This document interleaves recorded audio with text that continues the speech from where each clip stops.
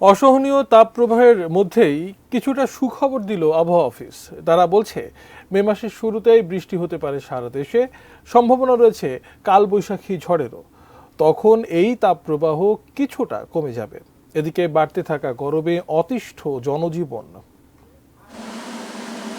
তীব্র গরমে ক্ষণিক সান্ত্বনা, আকাশে আগুন, বাতাসে শুষ্কতা, এর মধ্যে রাস্তায় পানি ছিটিয়ে তাপ কমানোর চেষ্টা। খুব বেশি কিছু না হলেও পথ চলতি মানুষ একটু স্বস্তি তো পাচ্ছেন। শান্তি ঠেকতেছে, একবারে মুখ পুরো শরীরটা একবার শীতল হয়ে গেছে। যাচ্ছে এখান থেকে গরম আছে, ওটা পাইছি একদম বৃষ্টির মতো ঠান্ডা বাতাস, দাঁড়াই একটু বেজলাম। প্রতিটা গাড়ি রিক্সা সবাই দাঁড়ায় ঠান্ডাটা অনুভব করছে। সকাল থেকেই চড়তে থাকে গরম, দুপুর নাগাদ তাপমাত্রা 40 ডিগ্রি ছুঁই ছুঁই। সাপ্তাহিক ছুটির দিনেও যাদের বাইরে না বেরোলেই নয়, তীব্র রোদে হাঁসফাঁস অবস্থা তাদের। অনেক গরম পড়তেছে, অনেক গরম। ঠিক আছে, গরমে তো রোদে বেরোই হওয়া যাইতে আছে না। নিরুপায় শ্রমজীবী মানুষেরা, বৃষ্টি হোক বা রোদ, জীবিকার তাগিদে আবহাওয়াকে তুচ্ছ করেই নামতে হয় তাদের।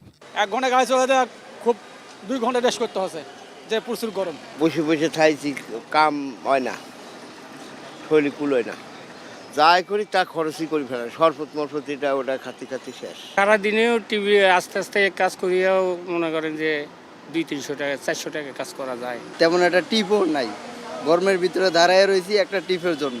এই রোদে এমন গরমে মানুষের সহযোগিতায় হাত বাড়িয়েছে সরকারি বেসরকারি বিভিন্ন সংস্থা। কোথাও কোথাও খোলা হয়েছে অস্থায়ী বিশ্রামাগার। পথযাত্রী যারা আছে তারা মোটামুটি একটু পানি খায়, একটু রেস্ট নিতে পারতেছে।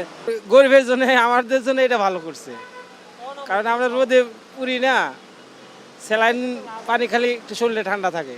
এগিয়ে এসেছে বিভিন্ন সংগঠনও, সুপেয় পানি বিতরণ আর সচেতনতামূলক প্রচার চালাচ্ছেন তারা।